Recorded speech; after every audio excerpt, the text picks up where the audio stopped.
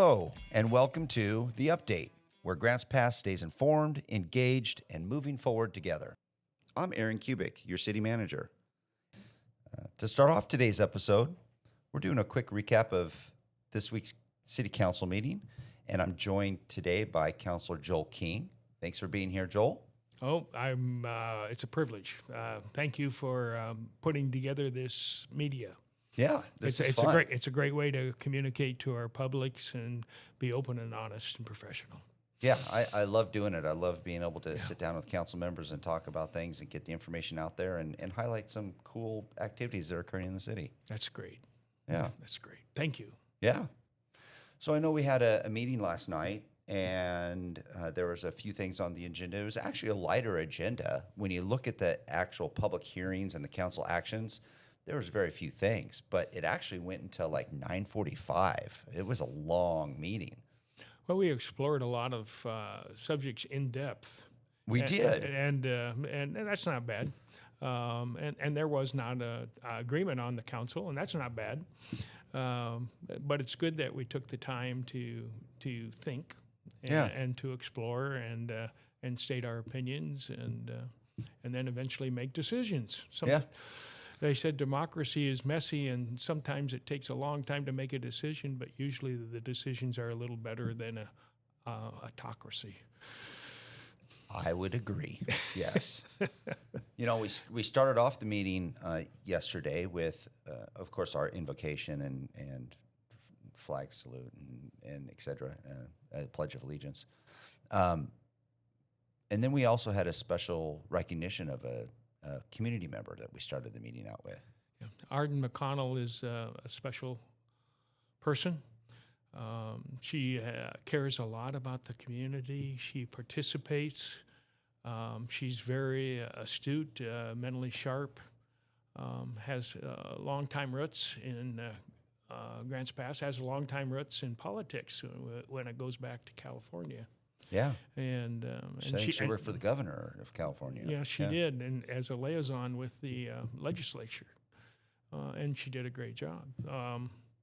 So it's just a privilege to know her. I ask her advice, and she's very free with her advice, and it generally makes a lot of sense. Yeah, she's a great lady. Lots of volunteerism within the community, and boy, she's been on the Historical Buildings and Sites Commission for quite a while. Yes, she has, and history is very important to her. She recognizes the fact that we can't learn from the future. The only thing we can learn from is the past. And let me give you an example. Oh, okay. Teddy Roosevelt, a quote from Teddy Roosevelt. If you kick the person in the pants responsible for most of your trouble, so if I kick the person in the pants responsible for most of my trouble, you wouldn't sit for a month. That's an introspective thing, isn't it? That's a Teddy Roosevelt thing, but that's part of our history, and that's we learn from the past. And Arden knows that. Maybe we should both stand up now because it hurts to sit. No. But you just need to take responsibility for our actions. I like that quote. That's great. Yeah. It's fun, Aaron.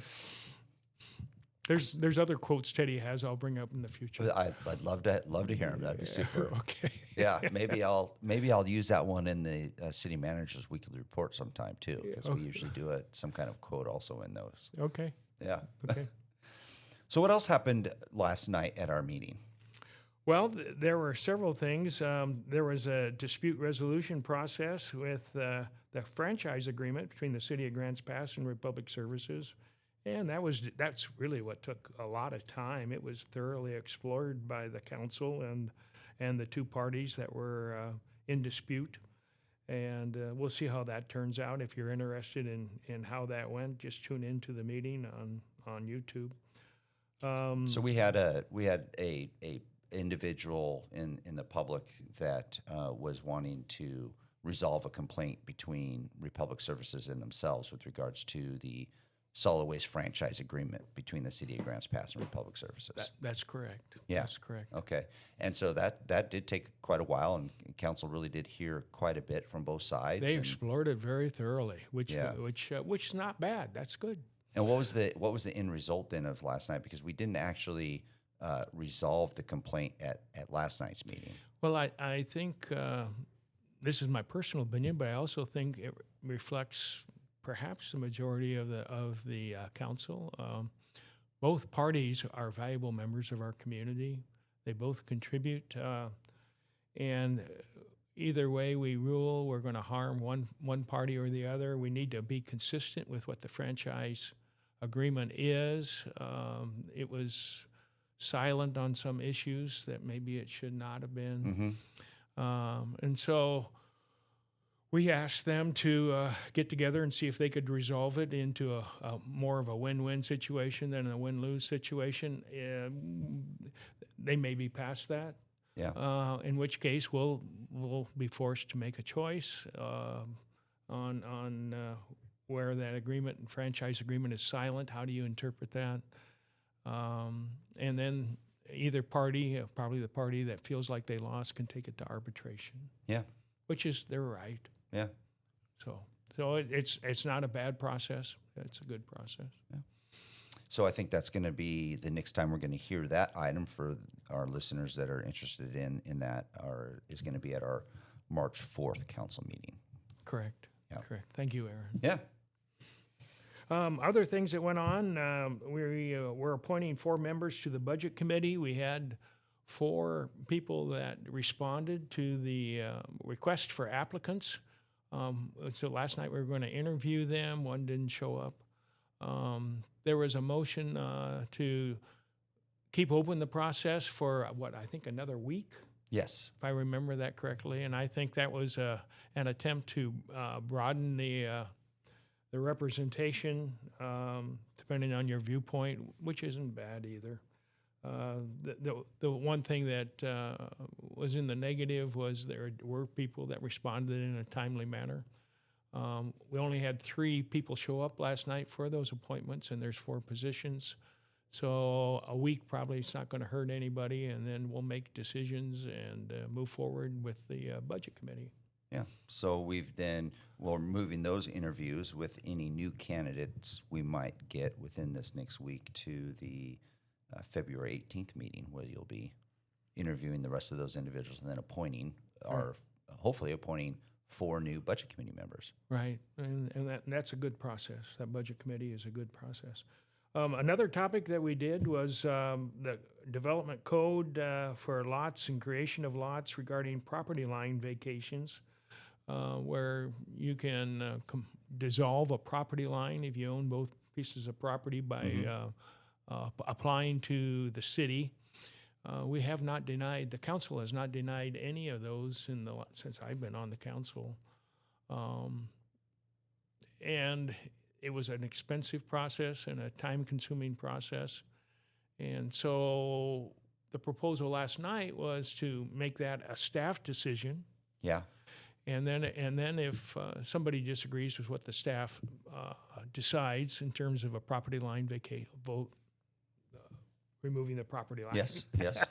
They can take it to the council for resolution. But it's been a fairly non-controversial. This way, it'll lessen the time response for the city to respond to the request, and it'll also be cheaper. Yeah, it's just for the applicant. Just one way the developer or the property owner will be able to get through the process a little quicker. Yes. And to provide an opportunity for the community development director to just make the call on those. And as you said, they've always been non-controversial. It's usually someone who has 2 lots and for some reason they want to maybe put an ADU, or maybe they want to tear down the current structure and build in the middle of the property instead of on one side. And it really it's not a zone change, it's nothing. It's just removing a property line that is just on a map. It's a good way to cut red tape. Yes. Yep. So we did that, and then the one thing that I've kind of wanted to spend a little bit of time on, is we have the consent agenda, and if there's any starred items on there, they have a presentation on the non-controversial ones that don't need to take up a lot of time. They just passed by approving the consent agenda, and a lot of those are minutes from our committees. Mm-hmm. And our committees are volunteers who serve the city, and they advise the council on policy and issues. And there's a lot of good information in those. We don't take the time to explore those at each city council meeting because that would take a lot of time. But I'd just like to explore one example today so that people, if they're interested, can pay attention. Of the minutes yesterday, we had minutes from the Tourism Advisory Committee. We had the Historical Buildings and Site Commission. We had minutes from the City Council meeting. We had minutes from the Committee on Public Art. We had the Urban Tree Advisory Committee. We had the Urban Area Planning Commission. We had the minutes of the Public Safety Advisory Committee and the minutes of the Bikeways and Walkways Committee. And so that was all yesterday. And in those minutes, there's a lot of good information. Oh, yeah.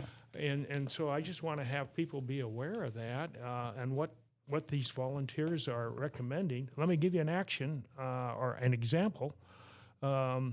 It also gives you an update on the existing situation. I got to put my glasses on here.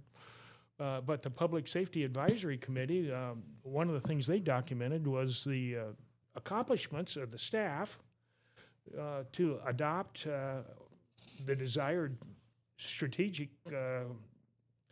future condition on public safety. Mm-hmm. And Aaron, you've done a great job. They discussed, well, first off, there was, and this was not as big a thing, but the lighting in the downtown recommendation, where they want to have that lighting extended to the alleyways. Yes. And grants for that. Yep.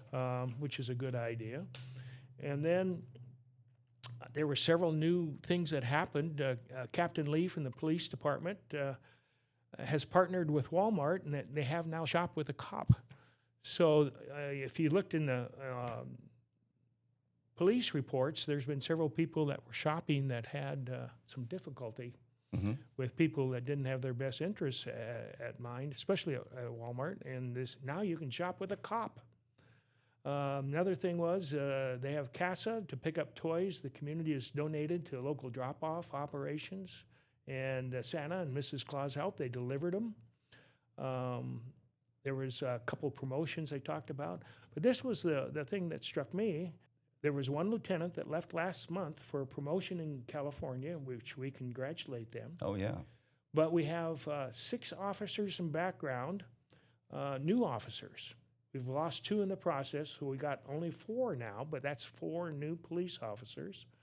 They've gone through the initial interview process, and they have 2 lateral officers in training. They're trying their best to gear up and fill vacant positions and the new positions that the council authorized, and you are implementing that policy.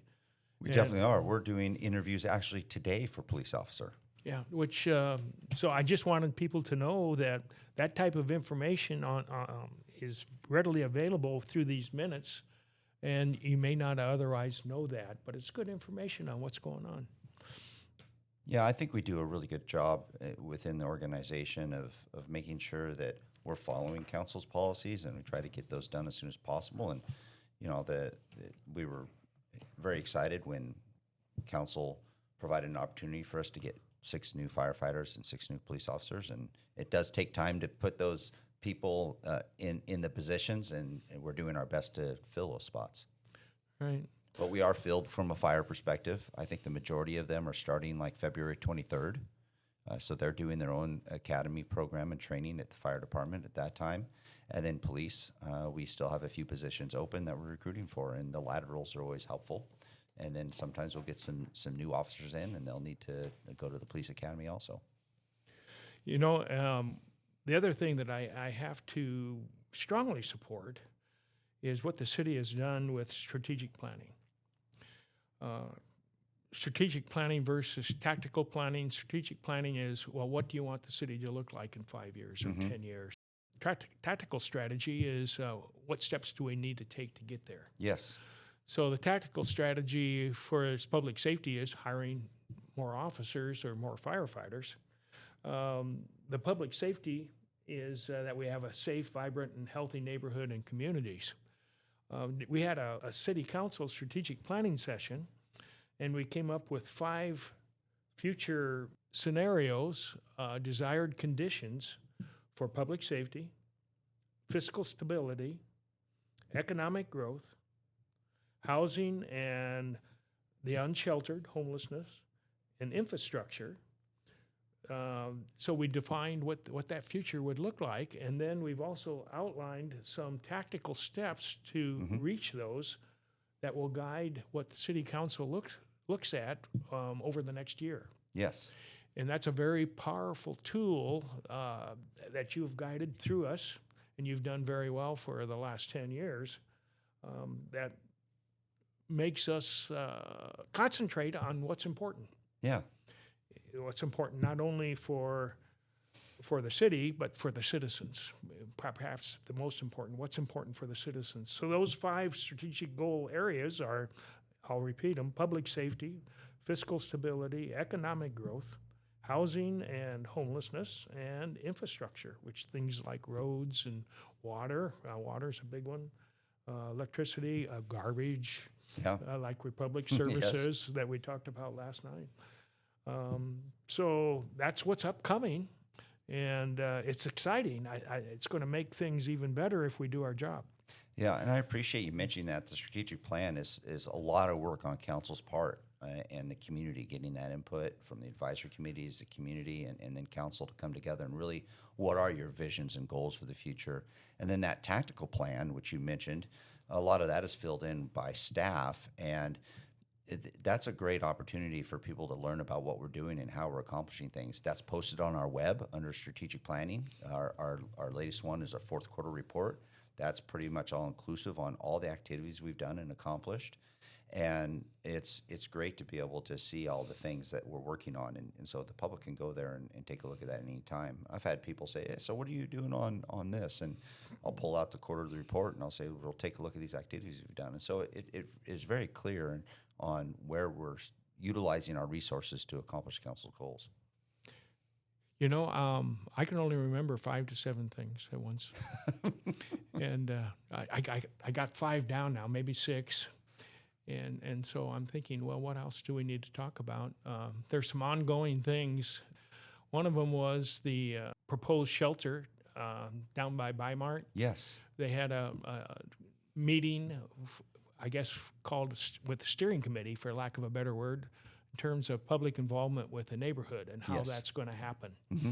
And it was a very positive meeting from my understanding. I wasn't there, but we had 2 counselors that were. And it looks like it's proceeding forward and is positive. And they're putting together if there's any complaints from the neighborhood or whatever, a procedure for handling that in a positive manner to rectify it. Yep. So that will be feedback in an attempt to do an even better job of serving the community, and it's part of that strategic plan of housing and homelessness. That's one of the tactical items that we're looking at. And I look forward to it. Yeah, that was a good thing the council discussed and wanted to make sure they had in the contract, was that group that focused on that community outreach and being able to try to get ahead of things before something comes up. The other thing beyond the 5 to 7 things that I can remember is the first 40 feet. They're a consulting firm out of Portland that the city has hired. And over by Midland, we purchased, I think it was, 8 acres? A little over 8 acres, yeah. From Asante. It was vacant for the most part. Yep. And as part of that, then we're going to redevelop it into a mixed development that has workforce housing, perhaps, has some commercial activity, perhaps has some services like medical. But what's going to happen is the first 40 feet consultant that we've hired will get with the community, and they'll survey and assay different possibilities, and they'll report back to us, I believe, by this summer. Yep. So we can move forward with urban growth and renewal to increase our tax base, increase economic activity, increase people's opportunities and services in a positive manner. And why not? That's right. I like it. Yeah. So, geez, I'm up to 8 things, so I'm going to be quiet for a second. Go ahead, Aaron. No, I'm glad you mentioned that project. I'm so excited about that project and what it'll do for the north part of town, and about how we're really reaching out to the public to get their opinions on what needs to go there and what should happen to that location. So it's a great opportunity for urban renewal for the city of Grants Pass. It is. I just had another item pop into my brain. That is, about 3 years. It takes a long time for things to develop. About 3 years ago, the state funded $1 million to help cities in their coping with the unsheltered. And Grants Pass chose, at that point in time, the city council chose to give the grant to On Track. For drug rehabilitation services and counseling. Well, that has come to fruition. I went out and looked at their facilities the other day. They have a capacity to treat about 200 and, don't quote me to the exact number, but 250 people per year. In addition to that, U-Turn for Christ also has a program, which is good for them, and they can handle another 250. And that doesn't count the other ones like Options or several other programs that deal with drug rehabilitation. It's progress. Now the interesting thing, and it's kind of a dilemma, is people have to choose to enter. You can't force people to go to drug rehabilitation at this point in time. They used to under drug court. Mm-hmm. And perhaps it's an option if they commit a crime. I'm not sure. I'm not up on that. So, but if they don't want to go, they don't have to, and that hurts them and hurts other people in the community. So, but we do have that capacity, and if people want to make a choice, then that's great. And if you kick the person in the pants responsible for most of your trouble, you wouldn't sit for a month, and that includes me. Bringing it all back. Yeah, Teddy Bringing Roosevelt. it all back to Teddy Roosevelt. Yeah. So anyway, I love our city and our people, and I care, and I know you do too, and I know staff does. So, and I know our citizens do because they show up for meetings and committees. We're in a good place. We are. We're doing great things. And we got more to do. The human condition is such that it doesn't stop. Is there anything else you'd like to highlight?